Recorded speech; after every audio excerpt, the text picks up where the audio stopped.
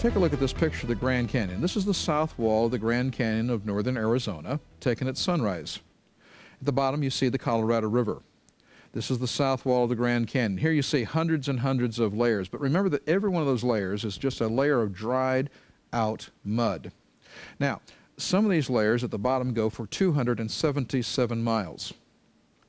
Now let's think, if you believed that every one of those layers was deposited by an individual flood, you would have to believe that hundreds of floods of roughly equal depth, covering hundreds of thousands of square miles, occurred exactly the same way about 1,000 times in a row. This is hardly plausible. And though the layers may look flat when you take a look at them from a great distance like we are here from miles away, the truth is that the layers are not flat. The truth is that the layers actually undulate up and down like waves.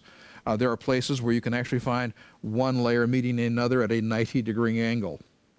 There's one place on the North Kaibab Trail that you can walk up the trail, look at the rock face. You can see basically a round area of one kind of dried out mud. It is completely surrounded like a donut or bagel with another kind of dried out mud, but the bagel, the donut, is surrounded by the same kind of dried out mud that's in the middle. And this proves that what evolutionists believe about deposition is simply not true. But I want to point out to you also that a good scientist always asks two questions. They're also very good with Bible studies. But the two questions that every scientist must ask is this: what is there? Meaning that when I make a scientific observation, I have to adequately and accurately describe what is present, what is there. And the second more important question is what is not there. And what is not there is usually more important than what is. So let's think together for a second. If these layers were laid down one at a time by individual floods over a great period of time, if each layer then would be exposed for a certain amount of time before the next layer was deposited on top, then please tell me, why are there no soil horizons in between the layers?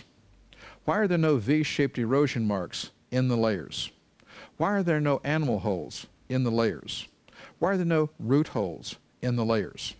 If each layer had in fact been exposed before the next layer was deposited on top by water, then there should have been the erosion of some of that material into soil. There should have been V-shaped erosion marks eroded into the layer, filled in by the next mud layer coming in on top and preserved. There should have been some animal activity, some plant activity. But all of this is missing. That tells us that all those layers located at the Grand Canyon are simply a result of one really big flood.